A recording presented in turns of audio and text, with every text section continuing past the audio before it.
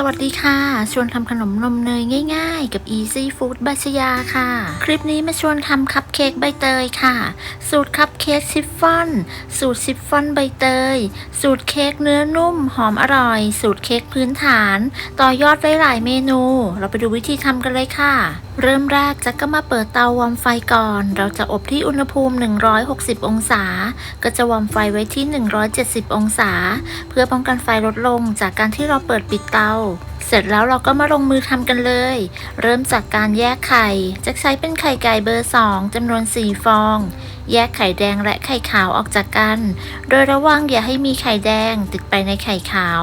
และควรเลือกใช้เป็นไข่สดใหม่เค้กของเราจะได้ไม่คาวไข่ขาวก็จะได้ตีขึ้นง่ายด้วยแยกไข่เสร็จแล้วเราก็มาทำส่วนผสมของไข่แดงกันก่อนก็จะมีไข่แดง4ฟองตามด้วยน้ำตาลทรายและเกลือจากนั้นใส่นมสดและน้ำมันลงไปใช้น้ำมันพืชน้ำมันคาโนราน้ำมันมะพร้าวหรือว่าน้ำมันรำข้าวก็ได้จากนั้นใส่กลิ่นใบเตยตามด้วยสีเขียว1/4 ช้อนชาจะใช้เป็นสีเขียวแอปเปิลค่ะเสร็จแล้วใช้ตะกร้อมือคนส่วนผสมให้เข้ากันเมื่อส่วนผสมเข้ากันดีต่อไปเราก็จะใส่แป้งร่อนแป้งเค้กและผงฟูลงไปในส่วนผสมร่อนแป้งเค้กและผงฟูจนหมดผงแป้งจากนั้นก็ใช้ตะกร้อมือคนส่วนผสมให้เข้ากันด้วยความเร็วเมื่อเข้ากันดีแล้วก็พักส่วนนี้ไว้ก่อนต่อไปเราก็จะมาตีไข่ขาวเปิดสปีดความเร็วกลางตีไข่ขาวให้ขึ้นฟองหยาบเล็กน้อยจากนั้นใส่ครีมอัลพาทาลงไปถ้าไม่มีสามารถใช้น้ำมะนาวหรือน้ำส้มสายชูแทนได้จากนั้นก็ใส่น้ำตาลทรายลงไปโดยแบ่งใส่3ครั้งแต่ละครั้งอาจจะให้ห่างกันประมาณ 10-15 วิน้ำตาลทรายที่ใช้ไม่จำเป็นต้องเป็นน้ำตาลทรายป่นนะคะใส่น้ำตาลทรายจนหมดแล้วก็ตีต่อจนกระทั่งไข่ขาวมีลักษณะเป็นสีขาวนวลเป็นริบบอนตั้งยอดอ่อนปานกลางปลายงองุ้มได้ประมาณนี้ก็ถือว่าใช้ได้แล้วจากนั้นก็ตีต่อด้วยความเร็วต่ำอีก30วิเพื่อเป็นการตัดอากาศตีไข่ขาวเสร็จแล้วเราก็จะนำไข่ขาวที่ตีได้ไปผสมกับส่วนผสมของไข่แดงโดยแบ่งใส่ไข่ขาวมา3ครั้งแต่ละครั้งก็ให้เราคนตะร่อมด้วยความเบามือจะใช้เป็นไม้พายหรือว่าตะกร้อมือก็แล้วแต่ที่แต่ละท่านสะดวก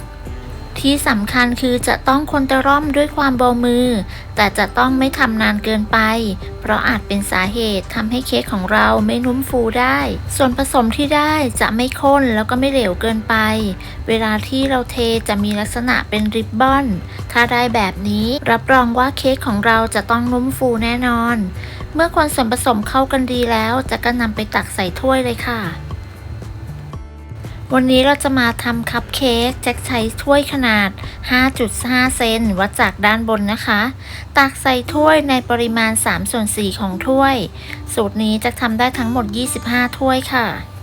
ถ้านำไปใส่พิมพ์เค้กแบบปอนด์ก็จะใส่ได้ถึง3ปอนด์ถ้านำไปใส่ถาดก็แนะนำขนาด 9x9 นิ้วขึ้นไป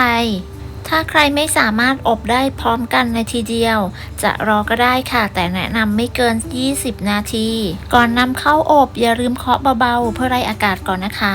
จากนั้นก็นำเข้าอบได้เลยอบที่อุณหภูมิ160องศา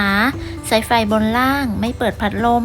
จะวางไว้ชั้นล่างของเตาอบใช้เวลาอยู่ที่ประมาณ23นาที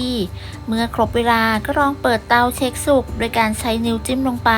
ถ้าเค้กเด้งกลับมาไม่จมก็คือสุกแล้วค่ะ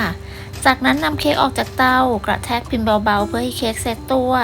จะคว่ำไว้หรือว่าจะวางไว้บนตะแกรงเพื่อให้รอให้เย็นก็ได้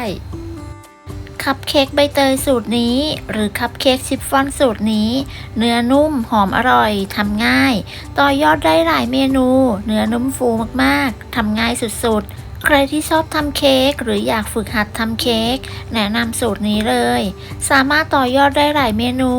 ถ้าทำเป็นรสวานิลาก็แค่เปลี่ยนจากกลิ่นใบเตยเป็นกลิ่นวานิลา